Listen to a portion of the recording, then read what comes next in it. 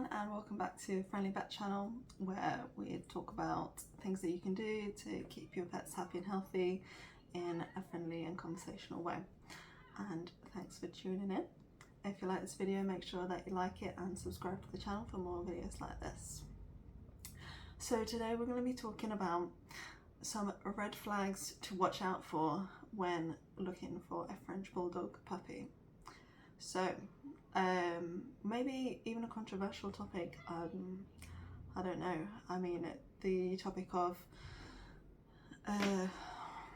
whether you should buy a puppy or whether you should get a rescue even can be controversial, especially in the veterinary field, and the topic of French Bulldogs and other short-faced breeds in general, whether they should even exist. Some people would say it's a controversial topic, but you may have noticed that I do like French Bulldogs, and I know a lot of you do as well. How do you know that I like French Bulldogs? So there's one in the back of the screen that you can see now. Hi Bailey. She's very sleepy today. So I've never actually shopped for a French Bulldog puppy from a breeder. Bailey and my other dog Toasty are both rescues, but I don't think there's any shame in liking French Bulldogs as a breed, having a breed preference, what dog you want to have. I also don't think there's any shame in not wanting to get a rescue dog. I think it's okay to buy a puppy as long as you go about it in a way that's not encouraging irresponsible breeders. I could probably do a whole nother video on what makes a responsible breeder and what doesn't. So I guess I'll try and restrain myself and just talk about French Bulldogs here. So you've decided that you want a French Bulldog. You know that they have a lot of health problems potentially. You know about the stigma that potentially comes with the breed, but you've got your heart set on a French Bulldog, and good for you. So you're looking for a puppy, and what are some things that could maybe put you off a certain breeder in order to ensure that you get the healthiest and happiest dog possible at the end of your search?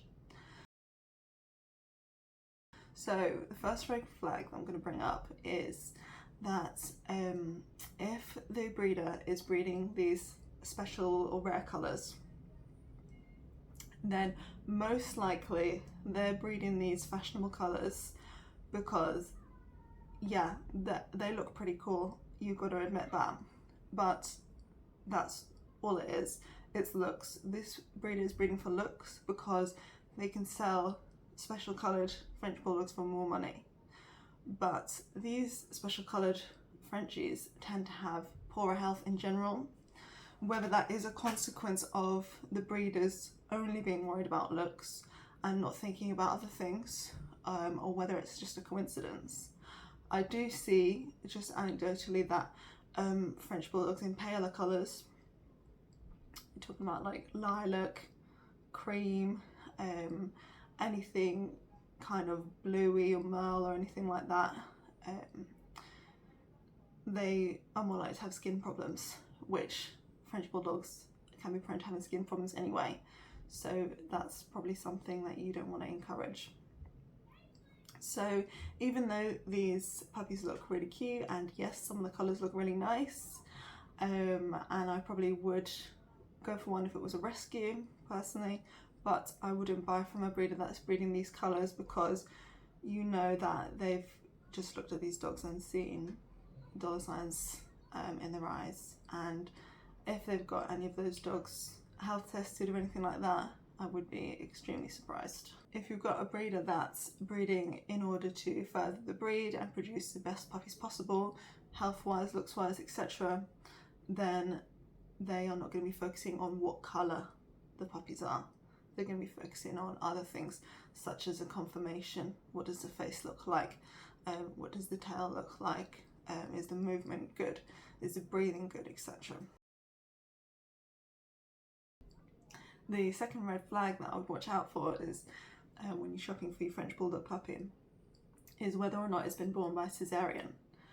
So you may have heard that it's not possible for bulldogs or French bulldogs to give birth naturally or without cesarean, and it's not strictly true. It can be very unlikely, especially if you're talking about British bulldogs, but it definitely can happen. French bulldogs can be born naturally, and that's what breeders should be aiming for.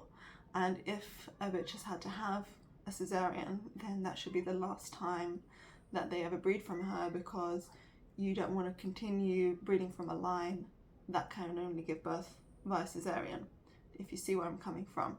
So if you breed only the bitches which are able to give birth naturally, then the resulting offspring will also be stronger and more likely to be able to give birth naturally.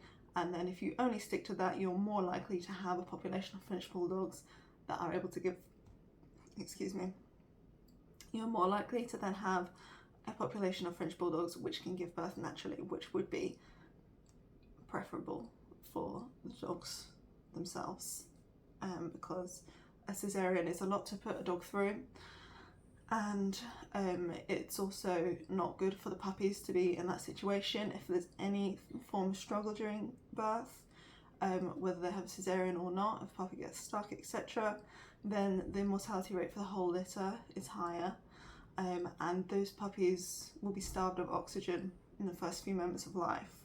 It's unavoidable during a cesarean. There's a couple of minutes where the puppies are still inside the mother. The mother's under anaesthetic, and those puppies are being anaesthetised. That's not really great in the first few moments of life. That's why humans, they do it under local anaesthetic, because they don't want to sedate the baby before it's even born. So it just gets them off to a really bad start. Obviously it's really painful for the mother to have that procedure done, that surgery that she wouldn't have necessarily needed, and you don't want to end up with a population of dogs that needs a cesarean every single time. It's just, I think it's explanatory, well, it's not good. The third red flag when you're looking for a French Bulldog puppy is that they've not had the appropriate health testing done. So you should be looking at eye testing, hearing testing, they should be having hip scores, and they should be having a BOAS score as well, sort of as a minimum.